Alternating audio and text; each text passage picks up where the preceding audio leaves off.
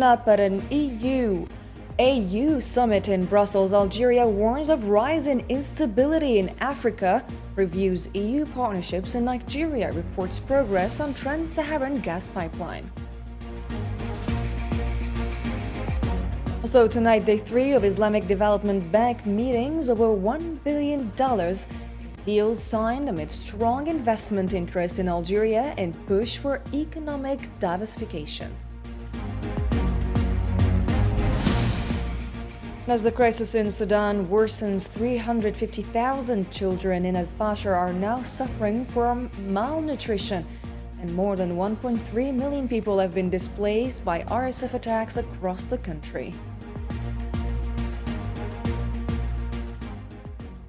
Hello and welcome back to your nightly news. First, in our news, at least 80 Palestinians have been killed and others wounded as a result of Israeli airstrikes across the Gaza Strip since dawn today.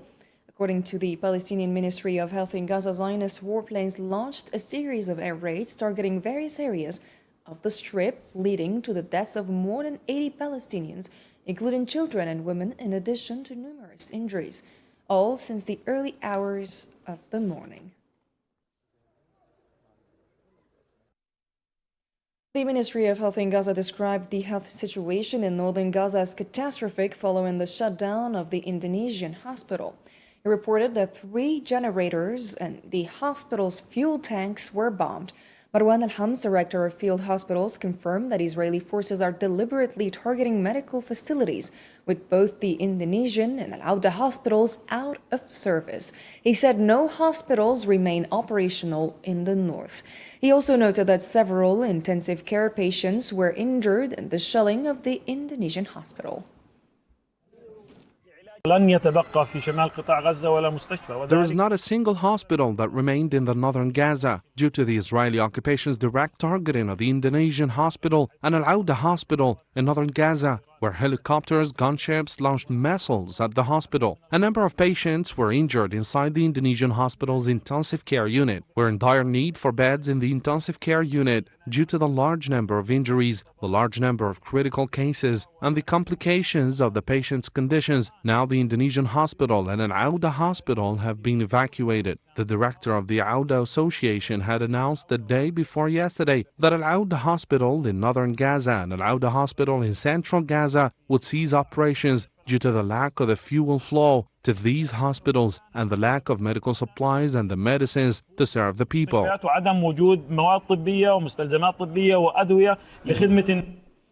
The Spanish parliament has approved the motion to consider banning arms trade with the Israeli entity in a move that coincides with mounting Western pressure to halt the war on Gaza. According to media sources under the recommendation motion urging government action, a proposal was introduced to ban the export of any resources that could contribute to strengthening Israeli military capabilities in its aggression against the Palestinian people, including equipment and even fuel that could be used for military purposes. As the mass killings in Gaza grow worse and famine spreads under a relentless blockade, the long-standing Western silence is finally starting to break. After nearly 18 or 19 months of war, some European countries are now taking action, suspending trade talks and moving towards sanctions against the occupation. Usama Ayadi has the report. End this blockade now. Because it is a really serious, unacceptable, intolerable situation. And the blockade on Gaza needs to be lifted now. While the occupation continues to escalate its crimes against the people of Gaza, ignoring international calls to halt the war of extermination and starvation of the Strip, the West is finally taking action after 19 months of silence in Gaza. From decision-making capitals, European voices have begun to hold the occupation responsible for what is happening in Gaza, where the humanitarian catastrophe is worsening, accompanied by massacres that have shocked the global conscience. The wall of silence of the Zionist ally is cracking in Europe. I'd like to say something about the horrific situation in Gaza, where the level of suffering, innocent children being bombed again, is utterly intolerable. Mr. Speaker, over the weekend we coordinated a response with our allies as set out in my statement with President Macron and Prime Minister Carney last night. And I want to put on record today that we're horrified by the escalation from Israel. The West has long sided with the Zionist entity and justified its brutal crimes, but today the escalation of mass killings in Gaza and the martyrdom of Gaza's children, either by bombing or starvation, and the occupation's attacks on the West Bank, which cannot be ignored, the West is attempting to adjust its political and moral compass. Following parliamentary pressure and the ongoing demonstrations against the occupation and its crimes in the streets and the cities of Europe, the entity's allies have decided to end their silence, which accounts to complicity in the killing of children and women. I'm announcing that we have suspended negotiations with this Israeli government on a new free trade agreement. We will be reviewing cooperation with them under the 2030 bilateral roadmap. For the first time, Western institutions have witnessed a shift in their position and a change in their view regarding the practices of an ally that has embarrassed them and whose deafness to international calls to halt the genocide and starvation has become increasingly unbearable. Israeli forces have opened fire with live ammunition on Wednesday at a diplomatic delegation as it was present at the entrance of Jenin refugee camp to observe the dire conditions there. According to the Palestinian news agency, while the delegation, which included 25 Arab foreign ambassadors and diplomats, was near the iron gate set up by the Israeli forces at the eastern entrance of the camp, Israeli soldiers opened heavy fire on them and on journalists who were there to cover the visit.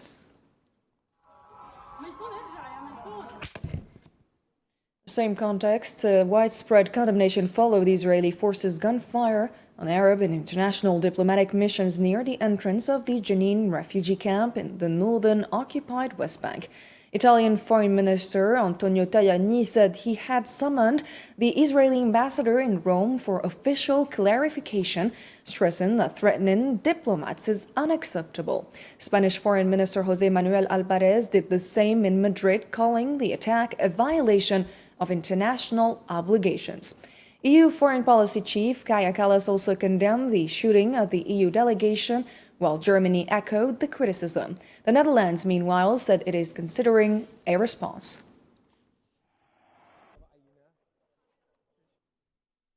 Algerian State Minister, Foreign Minister Ahmed Attaf, has said that Africa is witnessing an unprecedented number of conflicts and tensions that threaten the future of the entire continent. Speaking during a panel on peace, security, and governance at the Third African Union-European Union Foreign Ministers meeting in Brussels, Attaf warned that terrorism now possesses the primary threats to peace and security in Africa, particularly in the Sahel region.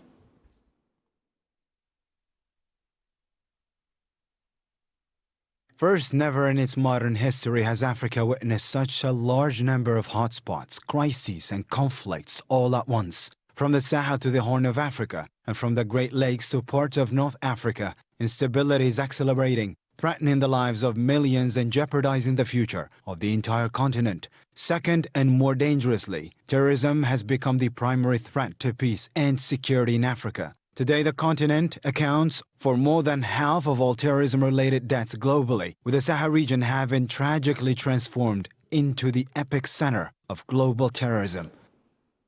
Mr. Ahmed Attaf says Algeria's or Africa's mountain challenges are being compounded by a decline in collective diplomatic performance. He stressed that Algeria supports revitalizing a partnership rooted in the principles of African solutions to African problems. Let's have a listen.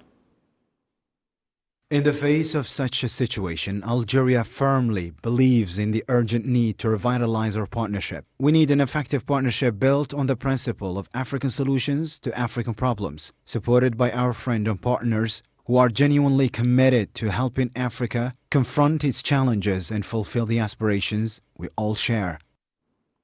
Minister Attaf underlined the need for the AU-EU partnership to restore diplomacy to its central role in addressing tensions across Africa. He called for stronger support to African Union peace operations and greater investment in stability through development across the continent. A partnership that would first restore diplomacy to its central role in guiding our collective efforts to address conflict hotspots in Africa and prevent new ones from emerging. A partnership that would second, more effectively and sustainably strengthen African Union-led peace support operations, enabling them to counter terrorism and other emerging and growing threats. And finally, a partnership that would invest more substantially in consolidating stability through development as the most effective and enduring path to achieving lasting and sustainable peace, not only in Africa, but across the globe. Algerian Foreign Minister Hamad Attaf met with the EU High Representative for Foreign Affairs and Security Policy, Kaya Kallas, to discuss efforts to revitalize institutional mechanisms governing the Algeria-EU partnership, according to a statement from the Algerian Ministry of Foreign Affairs. The meeting took place in Brussels on the sidelines of the Third African Union-European Union Foreign Ministers Conference.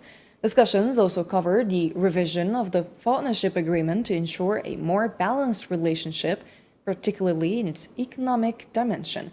The statement added that both sides exchanged views on current regional issues, including developments in Libya and ongoing tensions in the Sahel.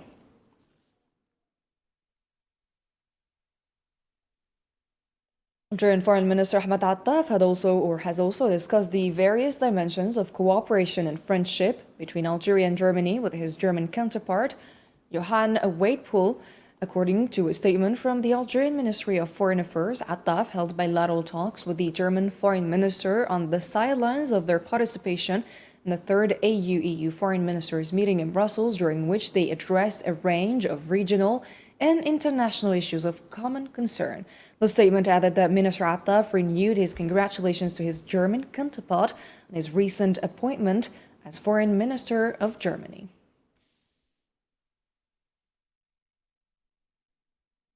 And Nigeria's foreign minister confirmed progress on the Trans-Saharan gas pipeline project, speaking on the sidelines of the AU-EU foreign ministers meeting in Brussels. He said the progress followed a trilateral session held 2 months ago between Nigeria's Minister of State for Gas, Algeria's Energy Minister, and their counterpart from Niger. He also stressed the strategic importance of the project. The Trans-Saharan gas pipeline is something that's very important for Nigeria and, of course, Algeria. We have lost a lot of time. Now we're finally beginning to make progress because there was a meeting about 2 months ago between the Nigerian Minister of State for Gas, the Algerian Minister for Energy, and the Minister for Energy of Niger Republic. And Sahrawi Foreign Minister Mohammed Salim Ould Salik said lasting peace and security in Africa cannot be achieved without respect for international law and the legitimate rights of peoples, including the Sahrawi people's right to self-determination. Speaking at the Africa-Europe Summit in Brussels, he called for unified standards for peace and justice, warning against the ongoing use of double standards in handling global crises. The Sahrawi Republic focused on linking peace and security with justice and the implementation of the law, affirming that without justice, respect for international legitimacy, and recognition of the legitimate rights of nations and peoples, achieving lasting peace and security in the African continent is impossible. It also addressed the issue of double standards, emphasizing that without an agreement on unified standards for peace and security, the continued practice of double standards will pose a threat to peace and stability around the world. Algeria is participating in the annual seminar of the UN Special Committee on Decolonization held in Dili, the capital of Timor-Leste, from May 21 to 23. The Algerian delegation includes representatives from the Ministry of Foreign Affairs and the Permanent Mission to the UN in New York. The seminar will focus on the status of the 17 territories on the UN's decolonization agenda, including Western Sahara. This session is especially significant as it takes place in a country that was once on the decolonization list and achieved independence in 2002. Several delegations from Africa, Latin America, and Asia, known for supporting just causes and liberation movements, are also taking part with particular attention in Western Sahara. The annual meetings of the Islamic Development Bank Group continued on Wednesday at the Abdulatif Rahal International Conference Center in Algiers, now in their third day, with the participation of around 2,000 economic experts, business leaders, and high-level officials from 57 member states of this multilateral development financial institution. The third day's program included a seminar on sovereign sukuk as a strategic lever for national financing, as well as a session of the private sector forum focused on partnership and a meeting of the Sharia board of the Islamic Development Bank Group. The day's activities also featured a roundtable on halal investments and trade opportunities, along with a halal economy leadership forum, and a competition aimed at small and medium-sized enterprises and startups.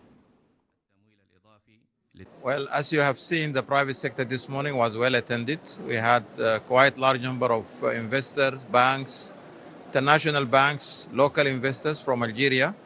And this presents a platform for ICD to continue expand its offering to all those who participate in the private sector today through either direct finance, through line of finance, which we work closely with all banks in our member countries, through public-private partnership, where we can collaborate, attract investors to come and join hands with governments in supporting huge infrastructure projects, be it in energy sector or in transport or in other sectors that needed for the development of our member country. On Wednesday in Algiers, the Islamic Development Bank Group signed financing agreements with member countries and memorandums of understanding with international institutions totaling over $1 billion. These agreements support projects in sustainable development, climate change, infrastructure, and healthcare in Africa and Asia. The Memorandum of Understanding was signed today with the ICIEC, one of the major subsidiaries of the Islamic Development Bank Group, consists of three key components. The first part focuses on providing insurance against credit risks related to loans, both domestically and internationally, particularly in the context of export activities. What is new and significant here is that Algerian exporters can now have their international clients insured through the ICIEC, which facilitates their entry into global market. Participants and economic actors at the Islamic Development Bank meetings showed strong interest in investing in the Algerian market. In a statement to Al24 News, Mohammed Al-Sulaim, Director of Project Management at the Gulf Development Program, said he discussed with Omar Rakash, Director General of the Algerian Investment Promotion Agency, opportunities to launch investment projects in areas like tourism. He added that the Gulf Development Program is open to financing any development projects in Algeria. Good morning. The Algerian market is, of course, a promising and a very large market, with a population of around 46 million and a total area of over 2 million square kilometers. It is indeed a vast and promising market, offering tremendous investment opportunities. At AG Fund, we are ready to finance certain projects in the Algerian market in the form of financial grants, particularly in the fields we operate in. These include early childhood development, women's empowerment, open higher education, strengthening civil society organizations, and financial inclusion. And the proceedings of the annual meetings of the Islamic Development Banks are continuing for the third day running at the Abdulatif Rahal Conference Center in Algiers, with participants showing consensus on the need to give a concrete form to all the decisions taken and steps agreed upon. Our special envoy to the conference, Zahra Farjani, tells us more in this report. On day 3 of the Islamic Development Bank annual meetings in Algiers, the tone shifted from dialogue to direction. The focus sharpened on how partnerships between governments, development banks, private actors, and global institutions can move beyond promises to produce results. Every outcome of these annual meetings will be reflected positively back home, and most of the members participated here will be very excited and energetic to go back and implement whatever is learned here from these sessions and leverage on the network. The Islamic Development Bank is expected not only to finance but also to mobilize its global expertise and networks for tangible on-the-ground transformation within all member countries. We need absolutely the Islamic Development Bank to come in with funding, but not only with funding, but also with their expertise on the ground and their network to bringing additional resources and also expertise. For many, these meetings are more than just a forum. They are a toolbox. The shared knowledge and the proven solutions exchanged here reduce the risk of trial and error, empowering governments to implement development strategies within greater confidence. UNDP and ISDB have been partners for a very long time. We have activities across all the member countries of the ISDB. We work together on development projects, on technical capacity building, and now more recently on blended finance. We are launching together an Islamic insurance program called the Kaful Alliance for 100 million farmers across the Arab region in Africa. From sovereign financing to food security and innovation, the Islamic Development Bank and its partners are laying the groundwork for action rooted in shared experience, strategic alignment, and local impact. Voices from across the ISDB member states and international partners underscore the growing impact of collaboration. Algeria is well positioned to benefit both nationally and regionally through deeper strategic partnerships. From vision to execution, the path ahead is clearer than ever. This is Zahra Farjani reporting for All 24 News from the Algiers International Conference Center. Abdelatif Rahal. In a strong show of support for Algeria's development goals, the UN Development Programme has reaffirmed its commitment to work in hand with the government. Partnering with the Islamic Development Bank, UNDP says it will align its efforts with national priorities to boost sustainable economic growth. We are already talking to the authorities in Algeria to provide support to integrated national financing frameworks in the area of agro-tech industry, in the area of energy efficiency, in public financial management. So there are many areas of work we are already doing or planning to do in Algeria, and we will be talking to the ISDB to see how we can work together in support of the Algerian economic development. Algerian President Mr. Abdelmajid Tebboune signed a presidential decree on Wednesday appointing Zuhair Bouamama as advisor to the President of the Republic in charge of political affairs, youth and civil society relations, and political parties, according to a statement from the Algerian presidency.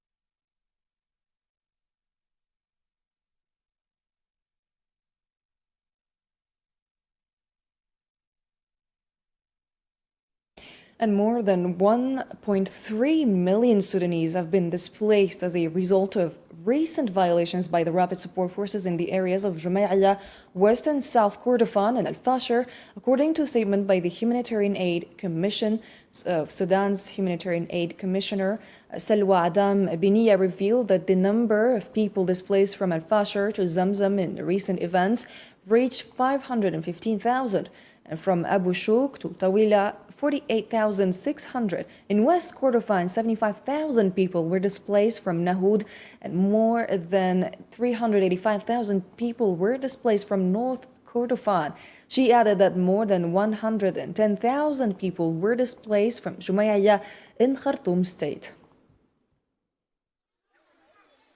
إجمالي النزوح القسري 1,300,000.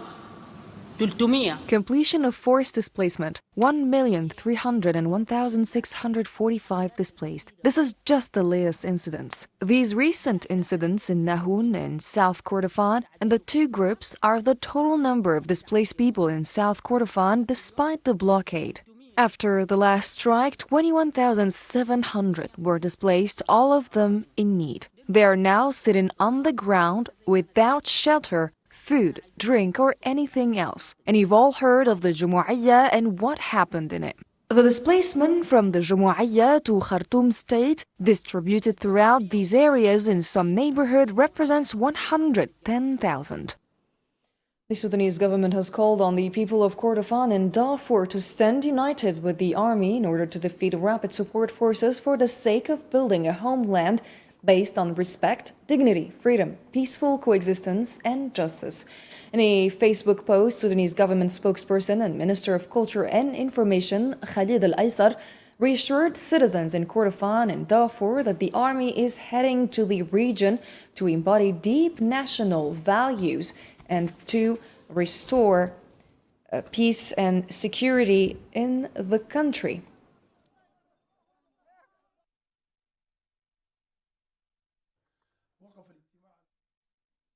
Ladies and gentlemen, our program has come to an end. Thanks for watching and have a great night.